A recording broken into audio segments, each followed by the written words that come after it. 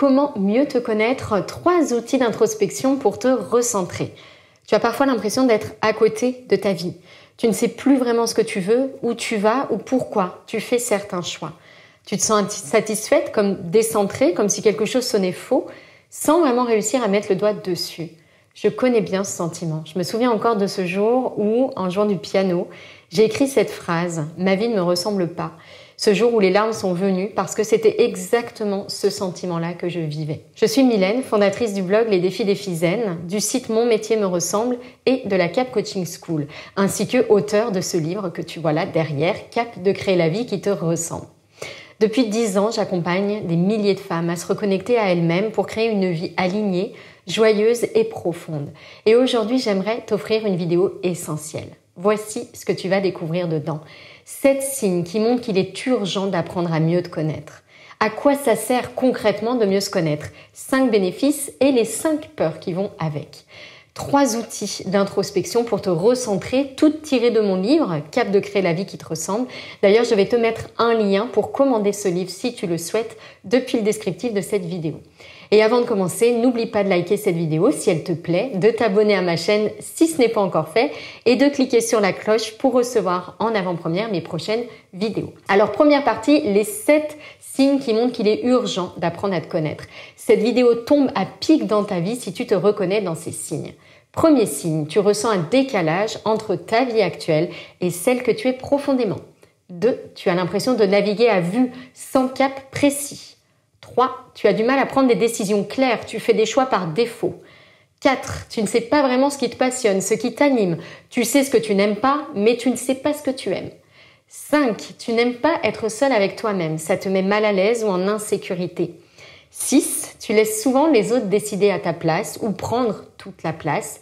Et enfin, 7, tu passes toujours en dernier dans ta propre vie, comme si tu n'avais pas ta place, comme si ton rôle à toi, c'était de servir les autres pour te justifier d'exister. Si tu te reconnais dans au moins 3 de ces signes, cette vidéo est complètement pour toi. Regarde-la bien jusqu'au bout parce que j'ai 3 outils puissants à te présenter pour te recentrer et un petit bonus pour éviter la dispersion. Alors, deuxième partie, est-ce que l'introspection, c'est un passage obligé? Car moi, je n'aime pas être seule avec moi-même. C'est quelque chose que j'entends souvent chez les femmes que j'accompagne, tellement éloignées d'elles-mêmes que la perspective de passer 10 minutes à observer ce qui se passe à l'intérieur ne les enchante pas du tout. Alors déjà, c'est quoi l'introspection? C'est le fait de tourner ton regard vers toi, d'observer ce que tu ressens, ce que tu penses, ce que tu veux vraiment. Il y a en fait 1000 façons de faire de l'introspection. Dans cette vidéo, je vais te partager 3 outils. Dans mon livre, il y a 52 défis. Il y a forcément une façon qui va te convenir, même si ce n'est pas de la méditation. Troisième partie, mieux se connaître, à quoi ça sert? 5 bénéfices concrets et peurs associées.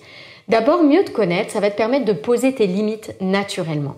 Si tu ne sais pas toi-même ce qui est important pour toi, si tu es flou à l'intérieur, alors tu vas être flou à l'extérieur.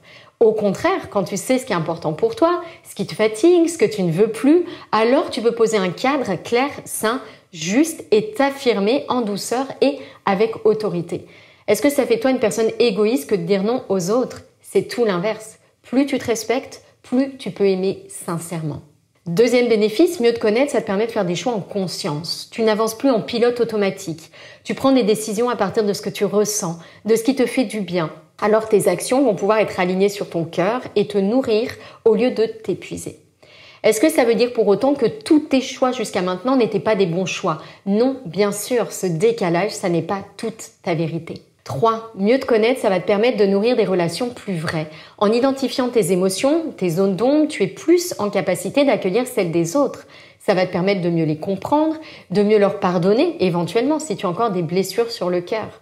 Et donc, tu vas pouvoir créer des liens sincères, profonds, humains. Donc, est-ce que prendre du temps pour toi, c'est t'éloigner des autres? Eh bien non, c'est tout l'inverse. C'est au contraire apprendre à aimer plus juste, plus profondément. 4e bonne raison, mieux te connaître, ça permet de construire une vie qui te ressemble vraiment. Pas celle qu'on attend de toi, pas celle que tu vis par défaut, mais une vie choisie, alignée, où tu peux t'épanouir dans tes talents, tes valeurs et tes élans profonds. Alors, est-ce que mieux te connaître, ça va impliquer de tout remettre en question, de tout changer à ta vie? Eh bien, pas du tout. Encore une fois, tous les choix que tu as faits jusqu'ici ne sont pas forcément des choix incohérents. Et parfois, souvent, plutôt que de grands changements, réenchanter l'existence, ça suffit à se sentir pleinement aligné dans sa vie. Et enfin, 5e raison, mieux te connaître, c'est la clé pour t'aimer. On ne peut pas vraiment aimer quelqu'un qu'on ne connaît pas. La clé d'une vie pleine d'amour, de bienveillance, de compassion, c'est de prendre le temps de te connaître. Et si tu découvres au milieu de tout ça quelque chose que tu n'aimes pas, eh ben ça arrivera forcément. On est tous un mélange de lumière, d'ombre, de force, de fragilité. Il y a des parts de nous qu'on aime, il y a des parts qu'on préférait ignorer, mais les fuir, ça ne les fait pas disparaître. Au contraire, plus je tente de les cacher, plus elles prennent de place dans ma vie. 4e partie maintenant, eh bien, c'est 3 outils d'introspection pour te recentrer. Alors, je les ai choisis, ces 3 outils, parmi beaucoup d'autres, parce qu'ils sont incroyablement efficaces et qu'ils vont convenir à tous les profils. Premier outil, la grille CEPAB pour comprendre ce qui se joue en toi.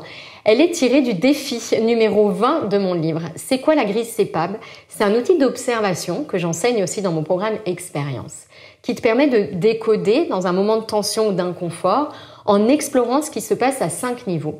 Les sensations, les émotions, les pensées, les actions et les besoins. Comment ça marche? Quand tu ressens un malaise, une colère, un doute, arrête-toi un instant, prends une feuille et note. Qu'est-ce que je ressens d'abord dans mon corps? Quelle est l'émotion qui est là? Quelle pensée accompagne cette émotion? Comment j'agis quand je suis dans cette situation? Et quel est mon besoin derrière tout ça? Depuis mon livre, tu as accès à un exemple concret d'utilisation de cette grille CEPAB, si ça résonne. Deuxième outil, la roue de la vie pour évaluer ton équilibre actuel. Ça, c'est le défi numéro 1 de mon livre. C'est un grand classique de l'introspection, la roue de la vie, souvent sous-utilisée. L'idée, c'est quoi? C'est de visualiser ta vie comme un grand cercle découpé en différents domaines. Tu vas attribuer à chacun de ces domaines une note de satisfaction de 0 à 10 et puis te poser quelques questions du type « Par où commencer pour rééquilibrer ma vie ?» Cette roue, c'est un peu en fait une photo de ton présent et puis un tremplin pour faire des choix plus alignés et éventuellement évaluer tes progrès. 3e outil, la visualisation de la journée idéale pour te reconnecter à ce qui compte. Ça, c'est le défi numéro 7 de mon livre. Alors, c'est quoi la visualisation? Ça consiste à fermer les yeux et à imaginer une situation avec le plus de détails possible, comme si tu y étais vraiment. Tu peux t'en servir pour plein de choses, te connecter à ce qui t'anime au fond, entretenir certains états d'être que tu aimerais installer en toi, ou encore t'aider à réagir autrement dans des situations difficiles. Dans ce défi, je t'invite à visualiser ta vie idéale, c'est-à-dire imaginer les yeux fermés, une journée où tu serais parfaitement aligné avec ton cœur. Pour ça, pose-toi dans un endroit calme et visualise. À quoi ça ressemble une journée qui te fait vibrer? À quelle heure tu te lèves? Qu'est-ce que tu fais le matin? Qu'est-ce que tu ressens quand tu fais ça? Tu peux écrire cette journée idéale, la dessiner ou bien simplement la visualiser à l'intérieur de toi. 5e partie maintenant, le piège numéro 1 qui te guette. Sur ce chemin de connaissance de soi, c'est quoi? C'est la dispersion. La dispersion, elle peut t'amener à croire que tu te connais, mais à tomber dans une forme d'illusion de moi toujours lumineuse et parfaite. Elle peut aussi créer une forme de découragement, parce que tu essayes plein de choses et puis petit à petit, tu perds de l'énergie et tu finis par abandonner. Elle peut aussi t'amener à une forme de connaissance de toi très superficielle, intellectuelle, coupée du cœur et des ressentis. Pour éviter cette dispersion, j'ai créé un outil magique, la boussole de l'alignement. C'est un outil que j'utilise avec mes clientes et qui va reprendre en fait les éléments clés qui te composent, de tes valeurs à ta contribution, mais aussi le rappel des 4 grands piliers de la connaissance de soi pour garder vraiment tout l'équilibre et la subtilité de ce chemin à chaque instant. Je vais te mettre dans le descriptif de la vidéo un lien vers ma conférence de présentation de ce programme unique, 8 clés pour créer la vie qui te ressemble. Si mes mots résonnent, réserve ta place sans attendre, c'est que le moment est venu pour toi d'accéder à la prochaine étape de ton développement. À très bientôt dans ma prochaine vidéo ou dans cette conférence.